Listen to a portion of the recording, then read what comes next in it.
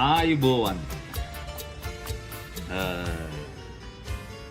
මට පොඩ්ඩක් පුරුදු නැති වැඩක් කරන්න යන්නේ.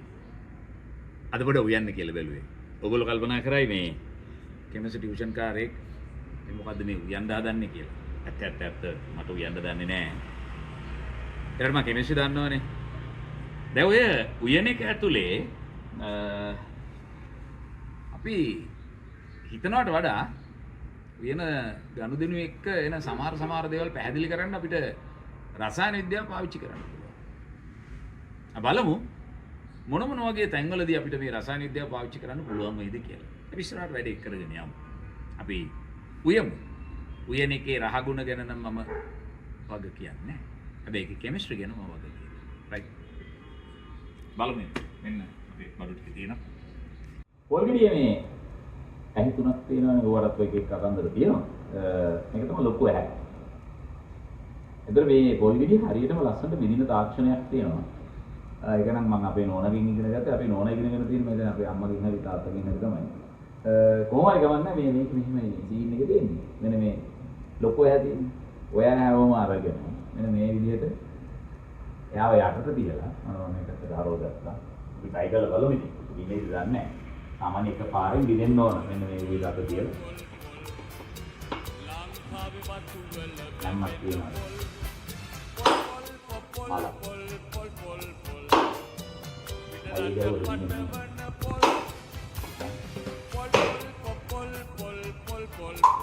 कौन है देखे देख कर भी मिला फिर मैं किन्हीं किरिंग जाएगा या ना जाएगा किसी ने मांगने में होगा नहीं किरिंग दे लग मैंने අක්ක දෙකෙන් එකක් ලොකු වෙලා තියෙනවා කමක් නැහැ. එහෙම තිබ්බට. පොල්ලතර ටිකක් තියෙන පොඩි ප්‍රමාණයක්. මේක හොඳ ශක්තිජනක ප්‍රමාණයක්. මේකේ තියෙන ග්ලූකෝස් සැලසිලි ප්‍රමාණය. හරි. ඒ කියන්නේ එනර්ජි ඩ්‍රින්ක් එකක් විදිහට මේක පාවිච්චි කරන්න පුළුවන්. ග්ලූකෝස් දන්නවනේ. ග්ලූකෝස් කියවට අතරම ෆ්‍රක්ටෝස් තියෙනවා. සමහර ඒවත් එක තව දේවල් ඉතිරිලා. මම ඉතින් බොඩි ෂොට් එකක් ගහනවා කියා.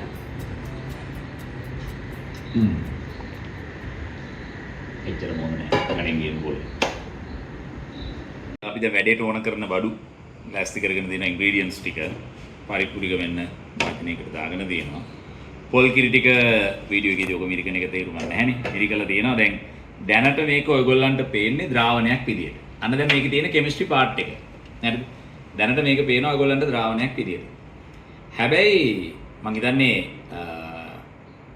ඕලෙවල් වල නෙමෙයි ඊට කලින් ඉඳන්ම ඔයගොල්ලෝ ඉගෙනගෙන නැති පොල් කිරි කියන එක ද්‍රාවණයක් නෙමෙයි. මේක සමජාතීය නෑ. අපි කියනවා හෙටරොජීනියස් කියලා. විෂම ජාතියයි කියලා. මොකද මේකේ තියෙන පොල් කිරි කියලා මේ තියෙන අතරම ගත්තොත් මේකේ පොල් තෙල් සමග අර මිශ්‍ර වෙච්ච යම් සීනි වර්ග සහ කුඩු ටිකක් තියෙනවා. මොකද පොල් තෙල් එක නිර්ද්‍රවීයයි.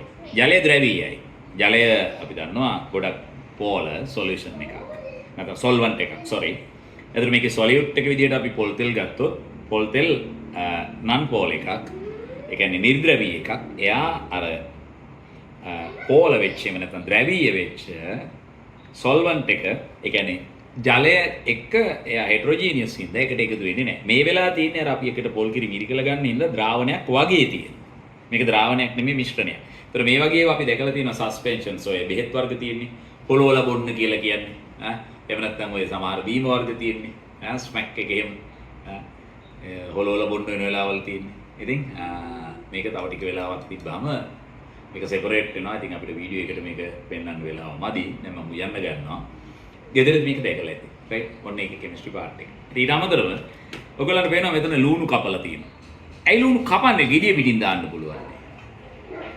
අනේ ඒකෙත් තියෙන අද කතාවක්. දැන් මේ ප්‍රතික්‍රියානේ මේකේ තියෙන කෙමිස්ට්‍රි පාර්ට් එක. දැන් මේ පරිප්පු ඉදෙනකොට මෙතන පරිප්පු ඇතුලේ තියෙන රසායන ද්‍රව්‍ය වල වෙනසක් සිද්ධ වෙනවා. ඒතර ඒත් එක්කම ඔකට දැන් මේකේ තියෙන කෙමිකල්ස් ඇබ්සෝබ් වෙනවා. ඒතර රියැක්ෂන් රේට් එක වැඩි මොකක් වුණා? ඒරියා එක වැඩි වුණා. ඒතර ඔයගොල්ලන්ට මේකේ පෘෂ්ඨ ශේෂ්ඨඵලය වැඩි කරගන්න ඕනේ. ඒකට තමයි අපි මේ ලුණු කපලා තියෙන්නේ. ලුණු ගෙඩිය පිටින් දාපුවාම පෘෂ්ඨ ශේෂ්ඨඵලය මදි.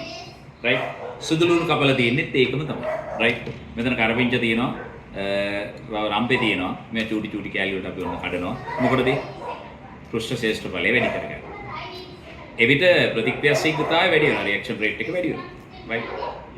ඔක ඕලල් කාලෙත් අපිට ඉගෙන ගන්න තියෙනවා. ඊට අමතරව මෙතන ලුණු බෝතලයක් තියෙනවා. දැන් අලුත් කුස්සි වල ලුණු පොල් කටු නැහැ. මේ වගේ බෝතල් තමයි තියෙන්නේ. නිකන් බලන්න මේක හරියටම බැලුවොත් ඔයගොල්ලන්ට පේනවා වගේ ඇඟිල්ල ඈත් කරලා පෙන්නුවොත්. හරි. දැන් අපි ඉගෙන ගන්නවා ලුණු වතුරේ දිය වෙනවා. ලුණු අයනික් කම්පවුන්ඩ් එකක් විදිහට ගන්න. එතකොට මේ අයනික් කම්පවුන්ඩ් එක සෝඩියම් ක්ලෝරයිඩ් මෙයා ද්‍රවීය ජලය තුළ දිය වෙනවා. දෙන්න අපි කියන හෝමෝජීනියස් කියලා. එතකොට ද්‍රාවණයක් හදනවා, සොලියුෂන් එකක් හදනවා. හැබැයි දිය වෙනවයි කියලා කිව්වට ඔයගොල්ලන්ට පේනවා ඔය කියන දරම දිය වෙන්නේ. මේ යට තියෙනවා. මේකල අවක්ෂේප වෙලා. මේක බලන්න ඕනේ. ගෙදර කුස්සියට ගිහලා බලන්න. ගෙදර කුස්සිය ලුණු බෝල් කට්ටට ගියොත් ලුණු බෝතලයට ගියොත් යට අන්න දිය වෙච්ච නැති ලුණු කැට තියෙනවා. ඒතර ඔයගොල්ලෝ කල්පනා කරනවා දැන් අපිට ලුණු දිය වෙනවා කියලා කියපු කතාව බොරුද? දැන් බොරුවක් නෙමෙයි. ඒක තියෙන්නේ වෙන එකක්. මේ තියෙන්නේ හරිද? ලුණු දිය වෙන්න පුළුවන් උපරිමයේ දිය වෙච්ච ද්‍රාවණයක්. අපි කියනවා saturated solution කියලා. සංතෘප්ත ද්‍රාවණයක්. මෙතනින් එහාට ඔයා කොයිතරම් ලුණු දැම්මත් මේක මීට වඩා දී වෙන්නේ නැහැ. අන්න සිද්ධිය. එතනක් තියෙන්නේ රසායන විද්‍යාව. right. ඉතින් රසායන විද්‍යාව එතන තියෙනව නෙමෙයි. මේ සිද්ධිය පැහැදිලි කරන්න අපි රසායන විද්‍යාව පාවිච්චි කරනවා. right. අපි බලමු වෙන විදිය කියලා. හරි. පරිප්පු එක ඔන්න මං ගත්තා. මේකට වතුරක් දාලා තියෙන්නේ. මම ඉස්සෙල්ලා මෙතනින් මෙහෙම තියාගන්න. නැත්නම් මෙතනට තියාගමු. ඒක මට ලේසි. right. දැන් ඔන්න මම ගෑස් බර්න් එක ඔන් කරන්න යන්නේ. one shot වැඩේ ඔන් වුණා ඒක නම්. හරි. දැන් ඉතින් මේ පරිප්පු එක වතුරෙන් තැම්බෙන්න ඕන. හරි. එතකොට ඊට කලින් මේ ගෑස් බර්න් එක දැන් ඇවිලුණානේ. මේකෙත් තියෙනවා කෙමිස්ට්‍රි එකක්. ඒ මොකක්ද ඒ? ඒ තමයි දැන් මේ ගෑස් කියලා මොනවද මේ එන්නේ? දැන් ඉස්සර කාලේ නම් අපි ලිපකට පාවිච්චි කරන්නේ සාමාන්‍ය දරනේ. දර කියලා ගහකින් දිරාපත් වෙච්ච දෙයක් පාවිච්චි කරන්නේ. ඒ වගේ තියෙන්නේ කාබනික සංයෝග තමයි. ඒ කියන්නේ කාබන් හයිඩ්‍රජන් තමයි මේන්ලි තියෙන්නේ. සෙලියුලෝස් ඇතුළු යම් ඔය පටක තියෙන දේවල්. ඒතර ඒවා ගිනි ගන්නකොටත් කාබන් ටික කාබන් ඩයොක්සයිඩ් වෙනවා. හයිඩ්‍රජන් ටික ජලය වෙලා යනවා. හරි. ඒතර ඒකෙන් අර heat of combustion ඒ කියන්නේ දහණය වීම මගින් තාපයක් එනවා. ඒ තාපය නිසා තමයි ඉතින් අපිට යමක් හොයාගන්න පුළුවන් වෙන්නේ. දැන් අද වෙනකොට අපි මේක රෙගියුලේට් කරගෙන තියෙනවා. අපි දරගිනි දී තියෙන්නේ නැහැ. ඒ වෙනකොට වඩා පහසු විදියට liquid petroleum නැත්නම් අපි කියන LP gas මේ වැඩේට පාවිච්චි කරනවා. දැන් ලංකාව වගේ රටක සහ ලෝකෙ කොහි ගත්තත් LP gas වල ප්‍රධාන වශයෙන් පාවිච්චි කරන හයිඩ්‍රෝකාබන් දෙකක් තියෙනවා. එකක් තමයි හයිඩ්‍රෝකාබන්. හයිඩ්‍රෝකාබන් කියන්නේ කාබන් සහ හයිඩ්‍රජන් තියෙන අය. මොනවද මේ? එක්කෙනෙක් ප්‍රොපේන් අනිත් එක්කෙනා බියුටේන්. ප්‍රොපේන් කියන්නේ කාබන් තුනක් තියෙනවා. හයිඩ්‍රෝකාබනයක්, ඇල්කේනයක්. ඇල්කේන කියන අය රසායන විද්‍යාව හදාරන අය ඕ ලෙවල් කාලේ නම් දන්නවා. එතකොට ඒකේ අණුක සූත්‍රය ගත්තොත් කාබන් 3යි හයිඩ්‍රජන් 8යි. අනිත් එක බියුටේන්. බියුටේන් ඇවිල්ලා කාබන් 4ක් තියෙන එක්කිනා. ඒතකොට කාබන් 4යි හයිඩ්‍රජන් 10ක් තියෙනවා. එතකොට ලංකාව වගේ ටිකක් මේ අපි වගේ උෂ්ණත්වය ඉහළ ඝර්ම කලාපීය රටවල අපේ LP ගෑස් වල බියුටේන් සංයුතිය වැඩි. මොකද අපේ උෂ්ණත්වය වැඩි හින්දා යමක් වායුවක් විදිහට පවතින තියෙන හැකියාව වැඩි. බියුටේන් වල ද්‍රවාංක තාපාංක ටිකක් ඉහළයි. ප්‍රොපේන් වල ඊට වඩා පහළින් තියෙන්නේ. දැන් ඔය සීත කාලවල ඉන රටවල ඍතු ભેද තියෙන රටවල සීත කාලෙට බියුටේන් සංයුතිය අඩු කරලා ප්‍රොපේන් සංයුතිය වැඩි කරනවා. ඒකට හේතුවක් තියෙනවා. මොකද සීත කාලෙට බියුටේන් වැඩි වුණොත් එහෙම බියුටේන් හින්දා මේ ගෑස් එක මිදෙන්න බලනවා. හැබැයි ප්‍රොපේන් තියෙද්දී ද්‍රවාංක තාපාංක අඩු හින්දා එයා ගෑස් එකක් විදිහට තියාගන්න පුළුවන් කමක් තියෙනවා. ඔය එක කාලයක් ඔයගොල්ලන්ට මතක ඇති ලංකාවේ පොඩි ප්‍රශ්නයක් ආවා. ගෑස් පුපුරනවා වගේ එකක්. ඒක වෙන කතාවක් තියෙන්නේ. ඔය ඒ කාලේ තිබිච්ච යම් කිසි ප්‍රශ්නයක් නිසා අපිට ගෑස් දෙන ඒ කියන්නේ අපි ලංකාවට ගෑස් ගන්න සප්ලයි වෙනස් කරලා ඔය යුරෝපෙට ගෑස් දෙන කෙනෙක්ගෙන් මේක ගත්තා. ඒතකොට ඒගොල්ලන්ගේ ප්‍රොපේන් සංයුතිය වැඩි. ඒතකොට ගෑස් වල ප්‍රෙෂර් එක වැඩි. වායුමය ස්වභාවය වැඩි නිසා. ඒතකොට අපි ගාව තියෙන ඔය ගෑස් බටර් මේ යට තියෙනවා පේනවා ඒගොල්ලන්ට. ඊළඟට මේකේ ගෑස් එකේ රෙගියුලේට් එක වගේව මේවට එච්චර ඔරොත්තු දුන්නේ නැහැ. ඒ නිසා යම් තැන් වලින් ලීකේජස් එන්න ගත්තා. ඒ තැන් වලින් ගෑස් පිට වෙනවා. ඒතකොට මේ රූම් එකක් පුරවලා ගෑස් තියෙනකොට මම මේක මේකේ පොඩි ඩෙටනේටර් කැලලක් තියෙන. ඉතින් ඕක ඉග්නයිට් කරපු ගමන් මෙතනින් වෙන දේ තමයි එන අර පොඩි ෆ්ලේම් එකත් එක්ක මුළු පළාතම පුපුරනවා. නැතෝ කිසිම දවසක ගෑස් සිලින්ඩර් පිපුරුවේ නැහැ. ගෑස් සිලින්ඩර් පුපුරන්නත් බෑ. හරි? බෝම්බයක් ගැහුවොත් ගෑස් සිලින්ඩර් එකට මොකුත් වෙන්නේ නැහැ. තරම් ඕක හයියයි. අපි අය කියන්නේ ගත්ත ගෑස් සිලින්ඩර් පුපුරනවා කියලා. ගෑස් සිලින්ඩරේ එළිය තියාගත්තා. ගෑස් සිලින්ඩරේ එළිය තියාගත්තත් එකයි ඇතුලේ තියාගත්තත් එකයි. ගෑස් සිලින්ඩරේ නෙමෙයි ප්‍රශ්නේ තියෙන්නේ. ඉතින් කොහොම හරි එහෙම එකකුත් වුණා. දැන් මේ අතරතුර පරිප්පු හොද්ද ඉදමින් යනවා. දැන් මම මේකේ තියෙන ඉන්ග්‍රීඩියන්ට්ස් ටික දානවා. තව පොඩ්ඩක් වැඩි සවුත් වෙනවා. දැන් ඔන්න සුදු ලුණු ටිකක් දැම්මා. හරි. ඊළඟට මම මේකට දාගන්නවා කහ ස්වල්පයක්. කහ කියන්නේ නේද? අපේ ආසියාතික අය රූපලාවන්‍ය සඳහා පාවිච්චි කරනවා. මූණේ උලනවා. ඒකේ කතන්දර තියෙනවා. හරි. ඊළඟට අපේ මෙන්න තව જાතියක් තියෙනවා. තුන පහ. තුන පහක් දාගත්තා වොන්න. ඊළඟට අපේ වගේ රටවල අය ඊටාම කැමැත්තෙන් මිරිස් කනවා. සමහරව නම් කන්නේ නැතුව ඉතින් මිරිස් ටිකුත් මේකට දාගන්න. දැන් අපි මේක හැඳි ගන්න ඕන. පොඩ්ඩක් මම හැඳක් ගන්න.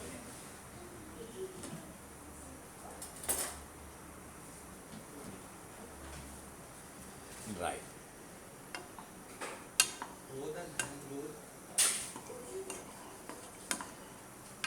නෑ හැඳ හොදලා තිබ්බේ ප්‍රශ්නයක් නෑ.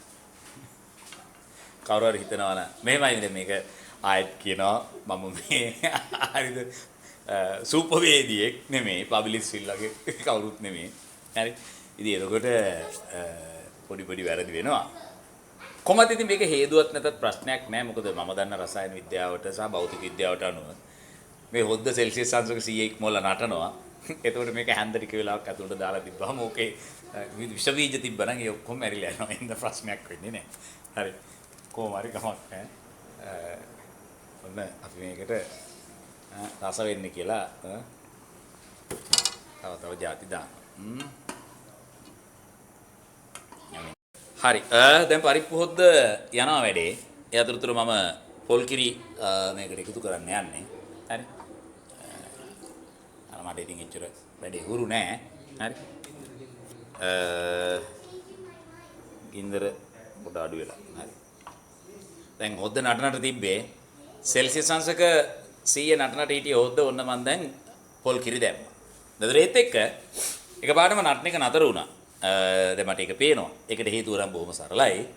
මොකද උෂ්ණත්වයේ වැඩි එකකුයි උෂ්ණත්වය අඩු එකකුයි ආවම මේ දෙක අතර තාප සංක්‍රමණයක් සිද්ධ වෙලා දෙන්නගේ උෂ්ණත්වය එක මධ්‍යගයකට එනවා. දැන් මේකේ උෂ්ණත්වය ගොඩක් පල්ලෙහාගයක ඇත්තේ. හරි. හැබැයි මේක ඉතා ඉක්මනින් නටන්න ඕන. ඒ කියන්නේ ඔන්න දැන් නටාගෙන එනවා. ඔන්න දැන් නටාගෙන එනවා. දැන් මේකේ උෂ්ණත්වය බැලුවොත් දැන් ඔන්න මට පේනවා සෙල්සියස් දැන් තියෙන්නේ 55ක විතර වගේ. ඔව්. දැන් මෙයා නටාගෙන එනවා.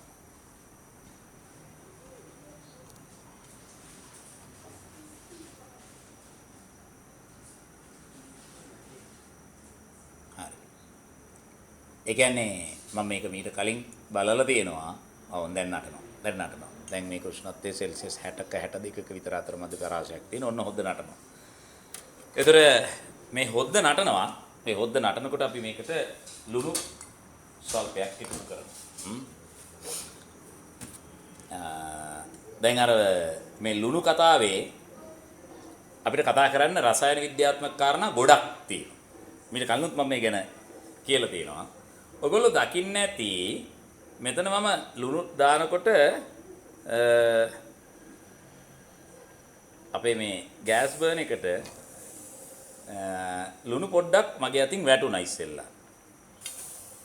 ඒ වැටෙනකොට ඔයගොල්ලන්ට පේනවද දන්නේ මම ඉස්සරහින් පෙන්නන්න. ඔන්න කහ පාට වුණා. දැල්ල කහ පාට වුණා. ඕකට හේතුව තමයි ඔයගොල්ලෝ ඉගෙනගෙන තියෙන ෆ්ලේම් ටෙස්ට් එක. ෆ්ලේම් ටෙස්ට් එකට අපි සිංහලෙන් කියන්නේ මොකද්ද මේ පහන්සිළු පරීක්ෂාව. පහන්සල පරීක්ෂාව.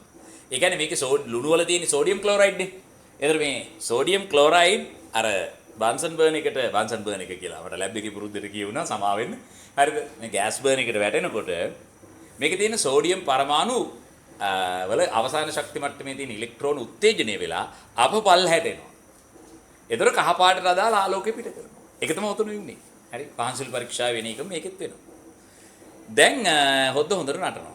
දැන් මේ නටන හොද්දේ දැන් ඔන්න වැඩේ. හරි?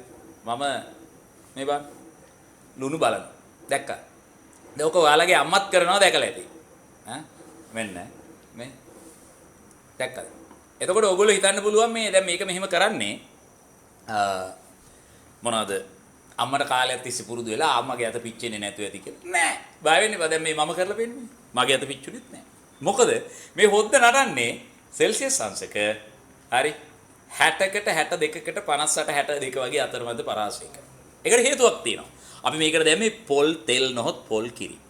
මේක මම අර කලින් කිව්වා වගේම එකිනෙක ගැලපෙන්නේ නැති, ද්‍රාවණ හදන්නේ නැති, හරි වෙන වෙන්න තියෙන දෙන්නෙක්. ඒ කියන්නේ අපි කියනවා heterogeneous කියලා. මේක solution එකක් නෙමෙයි. just only a mixture. ඒතර මේකේ තියෙන්නේ ද්‍රවීය ජලය සහ නිර්ද්‍රවීය පොල් තෙල් මිශ්‍රණය. ඒතර මේක රත් වෙනකොට වෙන දේ තමයි බොහොම අඩු උෂ්ණත්වයකදී ජලය යාගේ තනි විභවය පෙන්නගෙන වාෂ්ප වෙනවා. පොල් තෙලුත් එහෙම වෙනවා. ඒතර අපි කියනවා ඒ දෙන්නගේ වෙන වෙනම සංතෘප්ත වාෂ්ප පීඩන පෙන්වනවා. ඒතර සෙල්සියස් අංශක 60කදී විතර ජලයේ සංතෘප්ත වාෂ්ප පීඩනයයි පොල් තෙල් වල සංතෘප්ත වාෂ්ප පීඩනය දෙක එකතු වුණාම බාහිර වායුගෝල පීඩනයට සමාන වෙනවා. ආන් එතකොට මේක නටනවා. හරි. මේ රසායන විද්‍යාව අපි වාෂ්ප පීඩනයට තියෙන එක ගැන අපි කතා කරනවා. right. ඉතින් මේවා අපිට ඉගෙන ගන්න පුළුවන් දේවල්. right. දැන් මේ හොද්දේ දින අතරතුර මම දැන් ඔයගොල්ලන්ට කිව්වේ ලුණු. ඔයගොල්ලෝ ගෙදර දැකලා ඇති මේ ලුණු පොල් කට්ට දැන් ලුණු බෝතල් තියෙන්නේ. මේ ලුණු බෝතලේ හැමතිස්සෙම තියෙන්නේ ගෙදර ලිප ගාන. ඒතර කවුරු හරි කල්පනා කරන්න පුළුවන් මොකද්ද ඕකේ තියෙන භාවිතේ. මේකෙත් රසායන විද්‍යාව මූල ධර්මයක් තියෙනවා පැහැදිලි කරන්න. ලුණු වතුරේ දියවෙන එක තාපාවශෝෂකයි. තාපය උරා ගන්නවා. තාපය උරා ගන්න හොද්දට වතුරේ දියවෙනවා. ඒතර ලිප ගාව රස්නේ. ඒතර ලුණු බෝතලේ ලුණු පොල් කට්ට ලිප ළඟ තියෙනකොට මේ රස්නේ හින්දා හරි මොකද වෙන්නේ? මේ ලුණු මේකේ වැඩිපුර දියවෙනවා. වැඩිපුර දියවෙනවා. ඒතර මේ උඩ තියෙන ද්‍රාවණය තුල හරි සංතෘප්ත ලුණු ද්‍රාවණය තුල ලුණු සාන්ද්‍රණය වැඩි. ඒතර ඉතා කුඩා ලුණු ප්‍රමාණයකින් මට හොද්දේ ලුණු රස වැඩි කරගන්න පුළුවන්. හරි. ඒතර ලංකාව වගේ රටවල හරි සාමාන්‍ය සෙල්සියස් අංශක 10 15 වගේ ට වඩා ඉහළ උෂ්ණත්ව තියෙන රටවල ලුණු ජලයේ දියවීම තාප අවශෝෂකයි. තාපය උරා ගන්න. ඒ නිසා අපේ වගේ රටවල ලුණු දාපුවාම හරි වෙන මරු කතන්දරයක් තියෙනවා. මොකක්ද? දැන් අයිස් වගේ එකකට මේක හොයලා බලන්න. අයිස් වගේ එකකට ලුණු දාපුවාම හරි ලුණු පොද්ද උතුරගෙන එනවා. හරි. අයිස් වගේ එකකට ලුණු දාපුවාම අයිස් දිය වෙන එක අඩු වෙනවා. ඔය අයිස් ෆැක්ටරිස් වලින් ඔය වෙසක් කාලෙට දන්සල් තියෙනකොට අයිස් කැට අරන් එනවා. එතකොට මතු පිට ලී කුඩුත් එක්ක ලුණු කැට දාලා තියෙනවා අයිස් දිය වෙන එක වළක්වන්න. හැබැයි ඔයාලගේ ඥාතියෝ යාළුවෝ සමහරට වගේ දෙමව්පියෝ සමහරට පිටරට ඉන්නවා වෙන්න පුළුවන්. ඒගොල්ලන්ගෙන් අහලා බලන්න. සීත කාලෙට හිම වැටුනහම පාරේ හිම දිය කරන්න දාන්නෙත් ලුණු.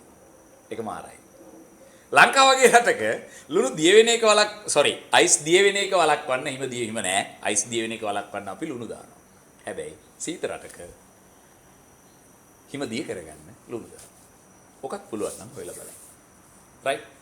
ඉතින් අද දවසේ මේ පරිප්පු හොද්දක් එක්ක හරිද මට බැරි වැඩක් එක්ක මට පුළුවන් වැඩේකුත් මේකට පටලවගෙන හරි රසායන විද්‍යාව ගැන යම් කිසි දේවල් ටිකක් කතා කරා. ඒකම මම කල්පනා කරා ඉදිරියටත් අපිට පාරේ යනකොට කන බොනකොට වෙන සමහර එදිනදා ජීවිතයේ day to day life එකේදී අපිට කෙමිස්ට්‍රි වැදගත් වෙන දේවල් මේ විදිහට ඔයගොල්ලන්ට වීඩියෝ එකකින් සමිට් කරන්න. ඉතින් අපේ වැඩේ හොඳද නරකද කියන එක පිළිබඳව ඔයගොල්ලන්ට තීරණයක් ගන්න පුළුවන්.